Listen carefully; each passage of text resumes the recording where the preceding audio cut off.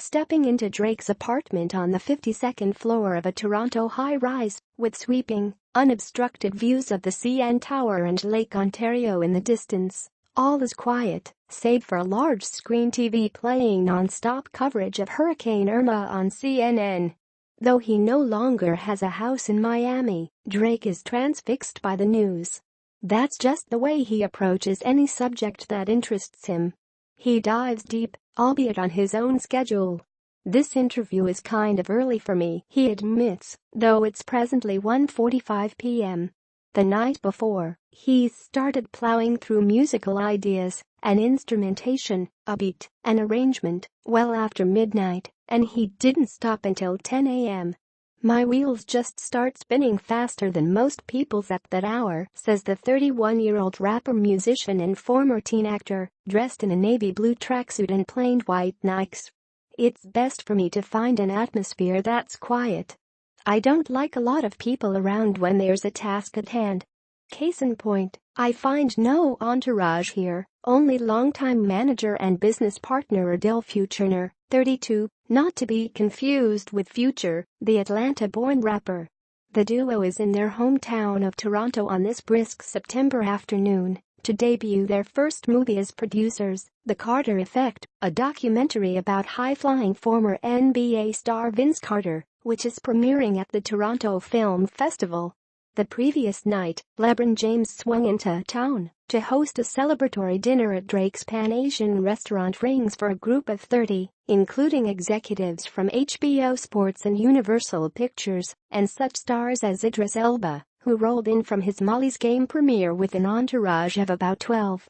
After heaping congratulations on his friend, James joked in a toast that they both now have day jobs, a reference to their budding Hollywood careers. Drake is eager to talk about his ambitious push into film and TV, which includes teaming with Netflix to revive the critically acclaimed but short-lived British crime series Top Boy, Think and Across the Pond version of The Wire. Drake and Future, along with James Spring Hill Entertainment, will executive produce the series, which will go into production early next year for a 2019 debut. The pair also is shopping the Sean Maynard-helmed Carter Effect, which also may land at Netflix. But the biggest indicator of Drake's big Hollywood push is whom he is partnering with next, Steve Gallen, who runs Anonymous Content, one of Hollywood's hottest production houses, and home of Spotlight and Mr. Robot, for an untitled TV series, Film Studio A24, and, perhaps most significantly, Apple, which has given him the go-ahead to produce whatever he chooses, at least, according to Drake and Future, just as the cash-flush titan is poised to shake up the content space.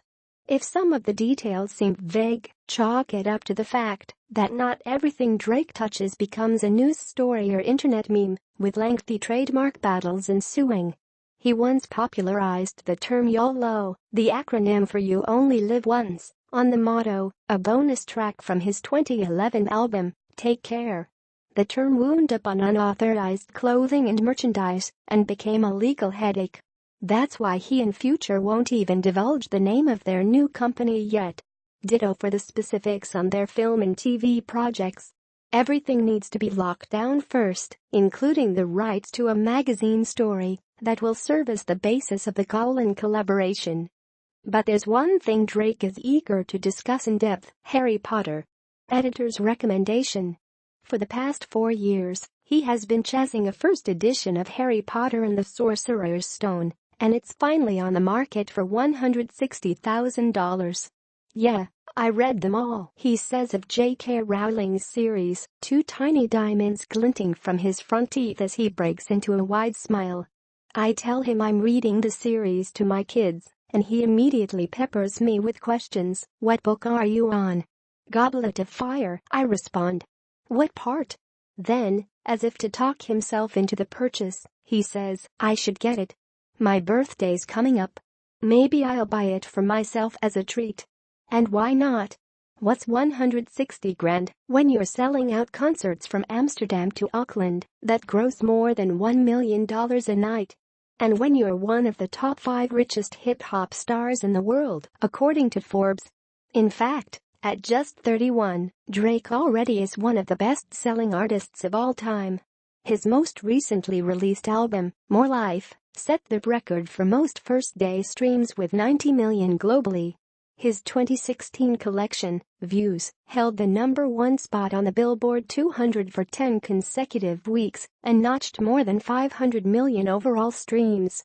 Yet, despite all the monetary success, 3 Grammys and artistic cred, Drake possesses a self-deprecating streak, which throws me. The 15-foot white walls of his apartment are mostly bare, save for a neon art piece that says, "Less Drake, More Tupac," from LA artist Patrick Martinez. "I loved it," he says of the piece, that set him back a mere $6,000, but allows him to take a certain ownership of the haters, and there are many who think he's not hard enough. I mean, people are entitled to their opinion, but this opinion, I'd just rather it be here than anywhere else. If it were up to Hollywood, that art piece would simply read, "More Drake." At a time when the film business is arguably broken, an increasingly bifurcated system of globally consumed tentpoles lacking any cultural specificity and small movies that fall into the ether, Hollywood certainly can learn something from the Drake model. "They're really geniuses with the marketing of their music," says Golan. "Their social media, the way they do all that, that's very interesting to us. I'm kind of enamored of the way that they communicate and interact with their fans and their audience." He also just finds them pleasant to be around. "There's a lot of vain musicians at that age who are successful that I can't deal with, but those guys are very accessible." Drake doesn't mind when it comes to meetings and being involved. He wants to be proactive.